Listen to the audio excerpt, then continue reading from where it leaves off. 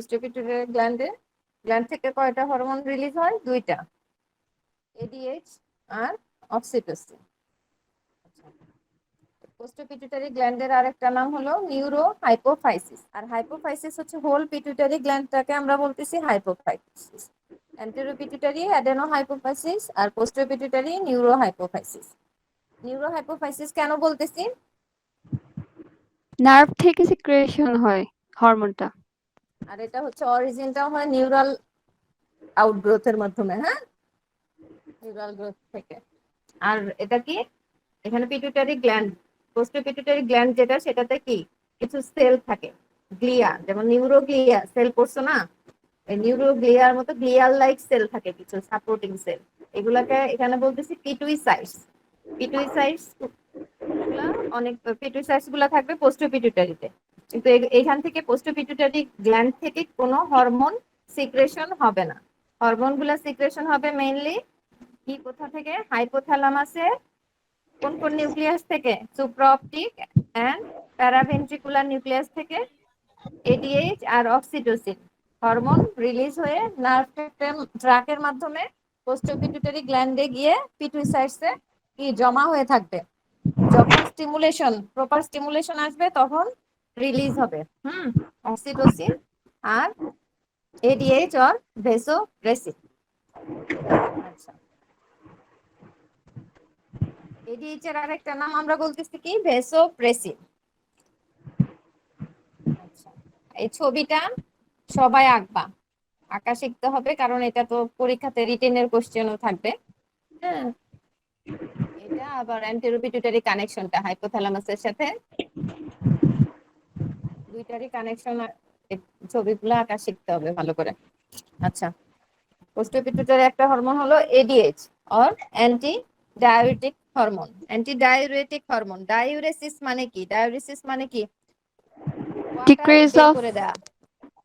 ডাইউরেসিস মানে কি? বেশি বেশি কি পানি বের করে দেওয়া। ডায়োরেসিস হওয়া মানে কি? ওয়াটার বের করে, বেশি বের হয়ে যাওয়া বডি থেকে। ওয়াটার মানে কি? ইউরিন, তাই না? ইউরিনের মাধ্যমে বডি থেকে ওয়াটার বের হয়। আর অ্যান্টি ডায়োরেসিস হলো পানি বের হতে দিবে না, তার মানে পানি রিঅ্যাবজর্পশন করে রাখবে। এডিএস মেইনলি কোত্থেকে সিক্রেশন হয়? সুপ্রাঅপটিক নিউক্লিয়াস থেকে 5/6 পার্ট, আর প্যারাভেন্ট্রিকুলার নিউক্লিয়াস থেকে 1/6 পার্ট এডিএইচ রিলিজ হবে। আর অক্সিটোসিনটা মেইনলি প্যারাভেন্ট্রিকুলার নিউক্লিয়াস থেকে 5/6 পার্ট রিলিজ হবে, আর সুপ্রাঅপটিক নিউক্লিয়াস থেকে 1/6 পার্ট। তার মানে দুইটা থেকেই দুইটা হরমোনই রিলিজ হয়, কিন্তু এডিএইচ সবচেয়ে বেশি হবে সুপ্রাঅপটিক নিউক্লিয়াস থেকে, আর অক্সিটোসিনটা বেশি রিলিজ হবে প্যারাভেন্ট্রিকুলার নিউক্লিয়াস থেকে। তো এখানে ওই সেম কথা, সিনথেসাইজ হবে কোথায়? Cell body of the supraoptic আর প্যারাভেন্ট্রিকুলার নিউক্লিয়াস থেকে, then transport down to the nerve ending, তারপর পোস্টোপিটুইটারি এতে এসে গ্ল্যান্ডে এসে স্টোর হয়ে থাকবে। এরপর ফাংশন, ফাংশন কি? এডিএইচ। এডিএইচ হচ্ছে কি, নাম হলো কি অ্যান্টি ডায়োরেটিক হরমোন, এটার আরেকটা নাম বলতেছি ভেসোপ্রেসিন। তাহলে নাম শুনে কি বোঝা যাচ্ছে না? অ্যান্টি ডায়োরেসিস মানে একটা হচ্ছে কিডনির উপর, কিডনির রেনাল টিউবুলের উপর কাজ করে, আবার এটা আবার কি ভেসোপ্রেসিন মানে ভেসেলের উপর, ব্লাড ভেসেলের উপর কাজ করে। তাহলে দেখো রেনাল টিউবুলে কি করবে? এটা হচ্ছে কন্ট্রোল ইউরিন কনসেন্ট্রেশন। তাহলে এডিএস বেশি থাকলে কি হবে? অ্যান্টি ডায়োরেসিস। মানে কি অ্যান্টি ডায়োরেসিস? মানে হলো কি কিডনি দিয়ে কি ইউরিন কম বের করবে, এটাকে কি পানি ধরে রাখবে বেশি বেশি, আর কনসেন্ট্রেটেড ইউরিন ফরমেশন হবে। এটা তো পড়ছো রেনাল সিস্টেমে, হ্যাঁ। ইন প্রেজেন্স অফ এডিএইচ এ কি হবে? কনসেন্ট্রেটেড ইউরিন ফরমেশন হবে, আর ইন অ্যাবসেন্স অফ এডিএইচ কি হবে? বেশি বেশি পানি বের হয়ে যাবে, ডাইলিউটেড ইউরিন ফরমেশন হবে। তারপর কি করবে এটা? Control ECF osmolarity by osmoreceptor ADH mechanism. Osmoreceptor ADH মেকানিজমের মাধ্যমে এডিএইচ ইসিএফ এর অসমোলারিটি মেইনটেইন করবে। এরপর আর কি করবে? Vasoconstrictor effect. Vasoconstrictor effect মানে ব্লাড ভেসেলের উপর কাজ করবে। যখন ব্লাড ভলিউম 15% অথবা 15% এর চাইতে অনেক বেশি কমে যায়, তখন এটা ভেসো কনস্ট্রিক্টর ইফেক্ট করবে। তাহলে এডিএইচ এর ফাংশন হচ্ছে তিনটা, একটা হচ্ছে control urine concentration, control ECF osmolarity, আরেকটা হচ্ছে ভেসো কনস্ট্রিক্টর ইফেক্ট। তাহলে ইসিএফ অসমোলারিটি কিভাবে মেনটেন করে এডিএইচ? দেখো, কখন আমাদের বডিতে পানি কমে যেতে পারে, ইসিএফ ভলিউম কমে যেতে পারে, কখনো ওয়াটার পানির ডায়রিয়া, ভমিটিং, এসব কন্ডিশনে কি পানি কমে যায়, অসমোলারিটি বেড়ে যায়। সলিড পার্ট গুলা বেড়ে যায় আর হচ্ছে পানিটা কমে যাবে। ঠিক আছে।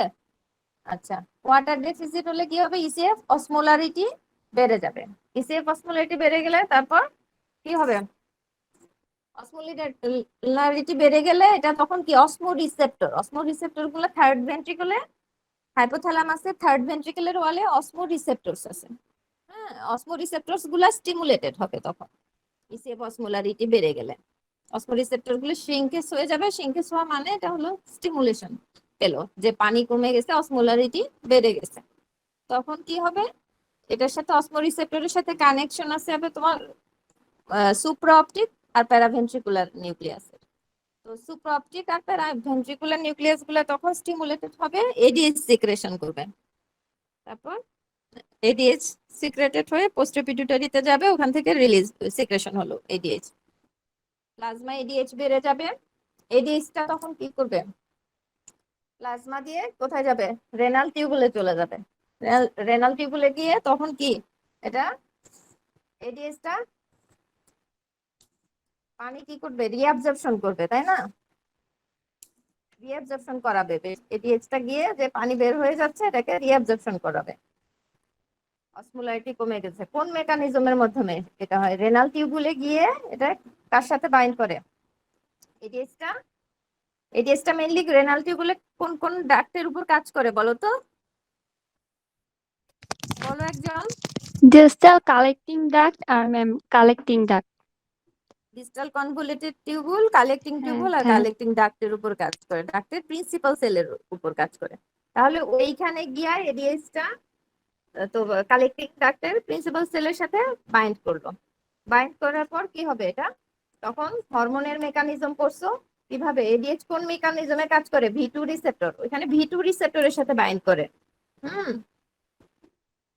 কিডনিতে রেনাল টিউবুলে ভি2 রিসেপ্টর। এডিএইচ এর ভি2 রিসেপ্টর কোন মেকানিজমের মধ্যে মাধ্যমে কাজ করবে বলো তো? একজন বলো। ফার্স্ট আইটেমে পড়া হয়েছে G stimulator pathway is CAMP cyclic pathway, MP second cyclic Messenger AMP. সিস্টেমে, তাই না? হুম। আচ্ছা, ওখানে গিয়ে বাইন্ড করলো। হ্যাঁ, বাইন্ড করলে কি হলো? Cyclic MP second messenger system activation হবে। অ্যাক্টিভেশন হলে তখন কি করে? সাইক্লিক এমপিটা এটিপি কে কি করবে বলো তো? এটিপি কে কি করে? ATP cyclic AMP তে convert হয়, cyclic AMP সাইক্লিক, একটা হ্যাঁ হ্যাঁ, এটিপি টা সাইক্লিক এমপি তে কনভার্ট হলো। সাইক্লিক এমপি টা কি করবে? ইনঅ্যাক্টিভ কি প্রোটিন inactive কাইনেজ কে অ্যাক্টিভ, protein kinase কে active করবে, protein অ্যাক্টিভ kinase প্রোটিন তারপর কাইনেজে phosphatase কনভার্ট করবে। করবে। তখন ওই প্রোটিন কাইনেজটা কি করবে? নিউ প্রোটিন সিনথেসিস করবে, তাই না? হ্যাঁ। আচ্ছা, নিউ প্রোটিন সিনথেসিস করবে কোথায়? এগুলো সব কালেক্টিং ডাক্টের প্রিন্সিপাল সেলের ভিতর হচ্ছে। হ্যাঁ, নিউ প্রোটিন ওখানে নিউক্লিয়াসে গিয়ে ট্রান্সক্রিপশনের মাধ্যমে কি হলো? এমআরএনএ, এরপর ট্রান্সলেশনের মাধ্যমে নিউ প্রোটিন। নিউ প্রোটিন হলো এখানে আকুয়াপোরিন 2। ঠিক আছে, আকুয়াপোরিন 2টা এখানে ওয়াটার চ্যানেল হিসেবে কাজ করবে। এই যে ছবিটা দেখো, আকুয়াপোরিন 2টা ওয়াটার চ্যানেল হিসেবে কাজ করবে। এটা বেসাল মেমব্রেনে গিয়ে কি বেশি বেশি পানি টেনে নিবে তখন সেলের ভিতর। তারপর সেলের ভিতর থেকে কোথায় রিঅ্যাবজর্পশন হবে? কোথায়? ব্লাডে, তাই না? ব্লাড ভেসেলে ওয়াটার বেশি বেশি রিঅ্যাবজর্পশন হবে। তখন কি ওয়াটার ডেফিসিট যে ছিল এটা আর মানে ব্যালেন্স হয়ে যাবে। আচ্ছা, why ADH is called vasopressin. Vasopressin কেন? এটা ব্লাড ভেসেলের উপর কাজ করে, ভেসো কনস্ট্রিকশন করে, এই জন্য এটাকে আমরা ভেসোপ্রেসিন বলতেছি। তাহলে কি মাইনুট কনসেন্ট্রেশন এডিএইচ কার উপর কাজ করবে? এটা অ্যান্টিডাউরেসিস ইফেক্ট করবে। আর হায়ার কনসেন্ট্রেশন হবে এডিএইচ কি করবে? ভেসো কনস্ট্রিকশন করবে। ভেসো কনস্ট্রিকশন যে করে ব্লাড ভেসেলের উপর এডিএইচ কি রিসেপ্টরের উপর কাজ করে ব্লাড ভেসেলের বলো তো? ভি1 রিসেপ্টরের উপর। আর কিডনিতে কালেক্টিং টিউবুল কালেক্টিং ডাক্টে কাজ করে হচ্ছে ভি2 রিসেপ্টরের উপর। ব্লাড ভেসেলে কিভাবে ভি1 রিসেপ্টরের উপর কিভাবে কাজ করে, ভি1 রিসেপ্টরের সাথে বাইন্ড করে কোন মেকানিজমের মধ্যে কাজ করে বলো তো?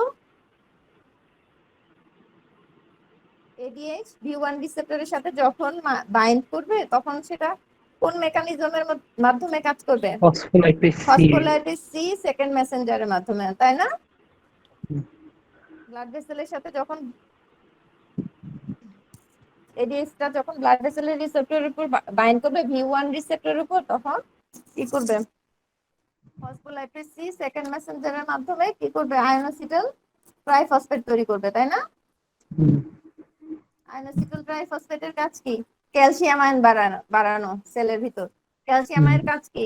ক্যালসিয়ামের কাজ হলো কি? Smooth muscle কনস্ট্রিকশন করা, contraction. কন্ট্রাকশন করা, তাই না? হুম। আচ্ছা, এজন্য কি এডিএইচ এর আরেকটা নাম হলো ভেসোপ্রেসিন। আচ্ছা, স্টিমুলাস ফর এডিএইচ সিক্রেশন। কি কি স্টিমুলাস তাহলে স্টিমুলেশন লাগবে এডিএইচ সিক্রেশনের জন্য? প্লাজমা অসমোলারিটিটা বেড়ে গেলে, ব্লাড প্রেশার কমে গেলে, ব্লাড ভলিউম কমে গেলে, নশিয়া, ভমিটিং, নিকোটিন, আরো অনেক কজ আছে। আর মেইনলি হলো দুইটা বলবো আমরা, একটা কি increase plasma osmolarity, decrease blood volume আর ব্লাড প্রেশার। ঠিক আছে। আচ্ছা, hypersecretion of ADH. Hypersecretion হলে কি হয়? বেশি বেশি এডিএইচ সিক্রেশন কখন হতে পারে? কোনো কারণে টিউমার হলে এডিএইচ বেশি বেশি সিক্রেশন হতে পারে। তখন কি হবে? একটা syndrome of inappropriate ADH secretion, এই কন্ডিশনের নাম syndrome of inappropriate ADH secretion. এটাতে কি হবে? বেশি বেশি এডিএইচ সিক্রেশন হলে বেশি বেশি ওয়াটার রিঅ্যাবজর্পশন হবে। ব্লাড ভেসেলে যদি বেশি পানি থাকে তখন কি হাইড্রোস্ট্যাটিক প্রেসার বেড়ে যাবে। প্রেসারটা করে কি হাইড্রোস্ট্যাটিক প্রেসার বেড়ে গেলে ওখান থেকে পানি কোথায়? ইন্টারস্টিশিয়াল স্পেসে চলে যাবে। তো এজন্য কি এসব পেশেন্টদের ইডিমা ডেভেলপ করবে। আর হাইপোসিক্রেশন অফ এডিএইচ হলে কি হবে? হাইপোসিক্রেশন অফ এডিএইচ হলে তো ওয়াটার রিঅ্যাবজর্পশন করতে পারবে না, তার মানে বেশি বেশি ওয়াটার বের করে দিবে। তখন কি বেশি বেশি ওয়াটার বের করে দেওয়া মানে পলিইউরিয়া, তাই না? পলিউরিয়া, ডায়াবেটিস হবে বেশি বেশি। এই কন্ডিশনটাকে আমরা বলতেছি ডায়াবেটিস ইনসিপিডাস। তাহলে ডায়াবেটিস ইনসিপিডাস কেন হবে? হাইপোসিক্রেশন অফ এডিএইচ এর কারণে। অথবা এডিএইচ যদি একেবারেই সিক্রেশন না হয় তখন ইউরিনটা ডাইলুট ইউরিন ফর্মেশন হবে, বেশি বেশি ইউরিন কি হবে? বের করে দিবে, ডায়ালিসিস হবে। তো একই ডায়াবেটিস ইনসিপিডাস হলো ডায়াবেটিস মেলাইটিস এর মতোই কি হবে? এখানে পলিউরিয়া, পলিডিপসিয়া এগুলো থাকবে। কিন্তু এখানে ইউরিনটা হবে কি হাইপোটোনিক ইউরিন, ইউরিনের অসমোলারিটিটা এখানে কমে যাবে, ফ্লুইড বেশি থাকবে। আর ডায়াবেটিস মেলাইটিসে কি হয়? ইউরিনের অসমোলারিটিটা বেশি থাকে, কেন? ওখানে গ্লুকোজও চলে যায় ইউরিনের সাথে। ডায়াবেটিস ইনসিপিডাস আবার দুই ধরনের, একটা কি নিউরোজেনিক ডায়াবেটিক ইনসিপিডাস আর নেফ্রোজেনিক। নিউরোজেনিকটা হলো কি low or no secretion of ADH এর জন্য হবে। আর নেফ্রোজেনিকটা হচ্ছে কেন হবে? এখানে এডিএইচ লেভেলটা থাকবে নরমাল কিন্তু এডিএইচটা কাজ করতে পারবে না, রেনাল টিউবুলের উপর কাজ করতে পারবে না।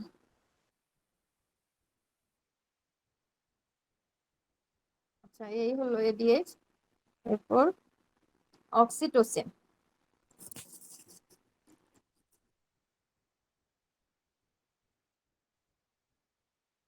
অক্সিটোসিনও সেই একই কথা, সোর্স থেকে সিক্রেশন হবে paraventricular nucleus mainly, R partly সুপ্রাঅপটিক nucleus.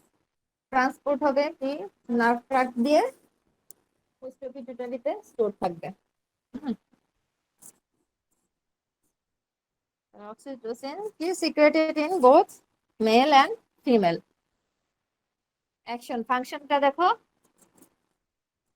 Action on mammary gland. Mammary গ্ল্যান্ডের উপর যে কাজটা করে এটাকে কি let down reflex or milk ejection রিফ্লেক্সও বলা হয়। এটা কি করবে? ফার্স্ট কাজ হচ্ছে ejection of milk from the mammary gland.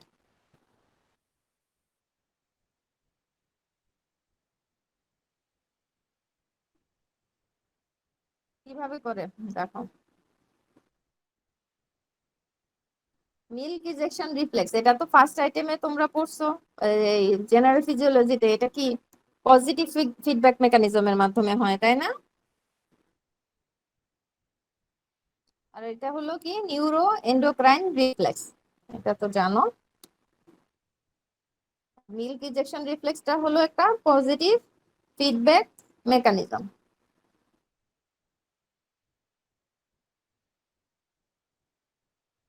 আচ্ছা, এটা কিভাবে হয়? Sucking reflex. সাকিং রিফ্লেক্স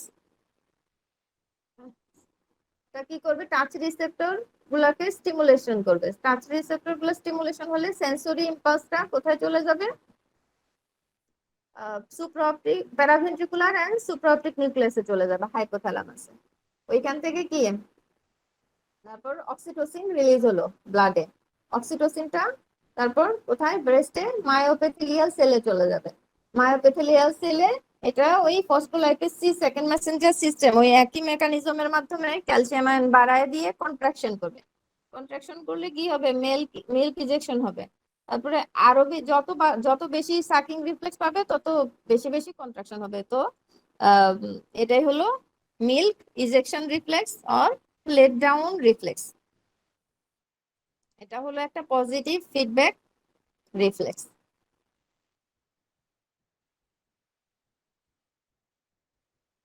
আচ্ছা, এরপর আর কিভাবে কোথায় কাজ করে অক্সিটোসিন? ইউটেরাসের উপর। ইউটেরাসের উপর আবার প্রেগনেন্ট ইউটেরাসের উপর একরকম কাজ করে, আবার নন প্রেগনেন্ট ইউটেরাস।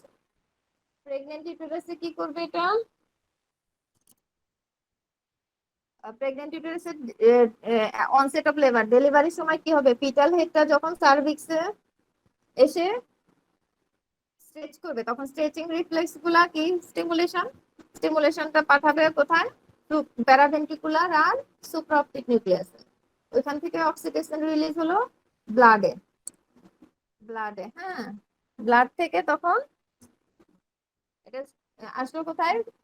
ইউটেরাসের মায়োমেট্রিয়াম সেলে। তখন ওই একই ফসফোলাইপেসি সেকেন্ড মেসেঞ্জার সিস্টেমের মাধ্যমে কন্ট্রাকশন হলো।